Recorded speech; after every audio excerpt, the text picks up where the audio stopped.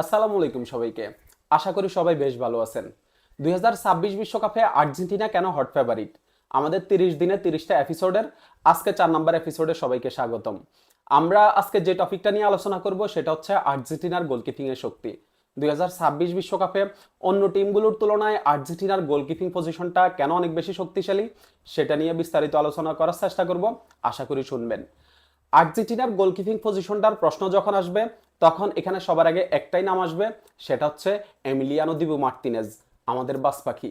আমি মনে করি আর্জেন্টিনা অন্য টিমগুলোর তুলনায় এখানে এক ধাপ এগিয়ে থাকবে আমাদের এই যে এমিলিয়ানো দিবু মার্তিনেজের কারণে। আপনি হচ্ছে ক্লাবে এমিলিয়ানো মার্তিনেজের আপনি সমালোচনা করতে পারেন, কিন্তু যখন ন্যাশনাল টিমে আর্জেন্টিনার জার্সিতে এমিলিয়ানো মার্তিনেজ আসবে তখন আপনি আর হচ্ছে তার কোনো সমালোচনা করতে পারবেন না। আপনি তাকে বিশ্বের সেরা গোলকিপার মানতেই হবে। এমিলিয়ানো দিবো মার্তিনেজ তার অভিষেকের পর থেকে আর্জেন্টিনার জার্সিতে 4টা টুর্নামেন্ট খেলছে, 4টা টুর্নামেন্টেই দিবো মার্তিনেজ আপনার হচ্ছে চ্যাম্পিয়ন হয়েছে এবং 4টা টুর্নামেন্টেই দিবো মার্তিনেজ সেরা গোলকিপার হয়েছে।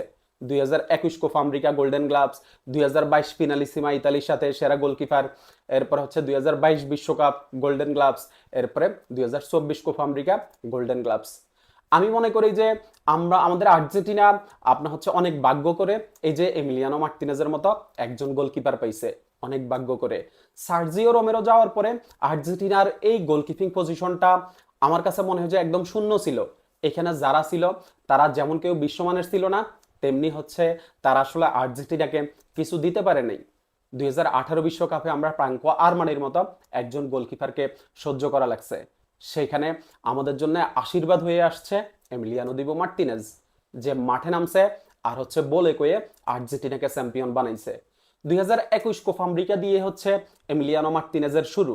2021 কোপা আমেরিকা আপনার হচ্ছে কলম্বিয়ার সাথে সেই সেমিফাইনাল, 3টা পেনাল্টি শুট আউটের 3টা শট হচ্ছে এমিলিয়ানো মার্তিনেজ সেভ করছে।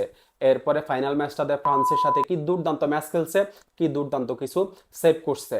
22 ফিনালিসিমা তো ইতালির সাথে দুর্দান্ত কিছু সেভ করছে।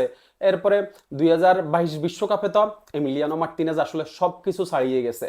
নেদারল্যান্ডের সাথে পেনাল্টি শুট আউটে টানা 2টা সেভ, এরপর হচ্ছে ফাইনালে ফ্রান্সের সাথে কোলোমোয়ানির একদম শেষ মুহূর্তের সেই শটটা সেভ, এরপরে আপনার পেনাল্টি শুট আউটে আপনার হচ্ছে কিংসলে কোমেনের সেই শটটা সেভ।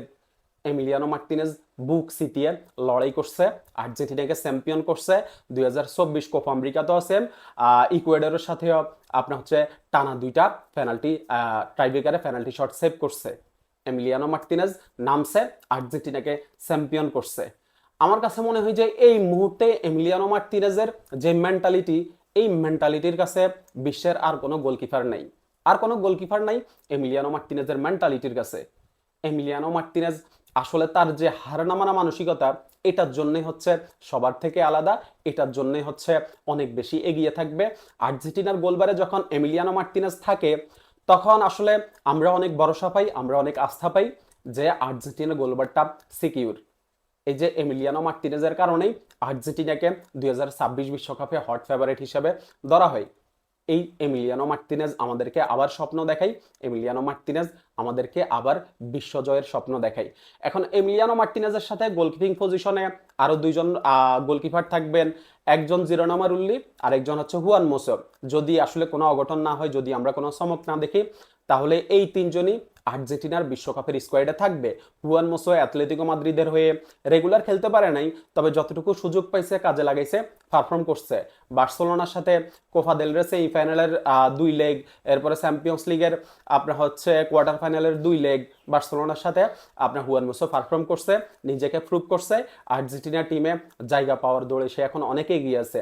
এরপর হচ্ছে জিরোনা মারুল্লি, মার্সের এই গোলকিপারও দুর্দান্ত ফর্মে আছে, মার্সের হয়ে ভালো একটা সিজন কাটাইতেছে। যদি কোনো অঘটন না হয় তাহলে এই 3জনই থাকতেছে। তবে প্রাথমিক যে লিস্টটা আমরা পাইছি ওইখানে আরো 3জন গোলকিপার আছে, আপনার ওয়াল্টার বেনিতেজ, এরপরে হচ্ছে ফাকুন্দো ক্যাম্বেসেস, আরেকজন হচ্ছে সান্তিয়াগো বেলট্রান, এই 3জন আছে। তবে এই যে প্রাথমিক লিস্টে যে 6জনের নাম আছে, 6জন থেকে আমরা হচ্ছে চূড়ান্ত স্কোয়াডে 3জনকে দেখতে পাবো। সো আর্জেন্টিনার গোলকিপিং পজিশনটা আমাদের সিকিউর। এখানে আমাদের এমিলিয়ানো দিবো মার্তিনেজ যেহেতু আছে, সেহেতু আসলে আমাদের কোনো টেনশন নাই। এমিলিয়ানো মার্তিনেজ আমাদেরকে আরো একটা বিশ্বকাপ উপহার দিবে। এমিলিয়ানো মার্টিনেজ বিশ্বকাপের আর একটা গোল্ডেন গ্লাভস নিয়ে নিজেকে আসলে অন্য সবার থেকে অনেক দূরে এগিয়ে নিয়ে যাবে। এটাই হচ্ছে এমিলিয়ানো মার্টিনেজের কাছে চাওয়া। শুভকামনা থাকলো এমিলিয়ানো মার্টিনেজের জন্য। ধন্যবাদ সবাইকে।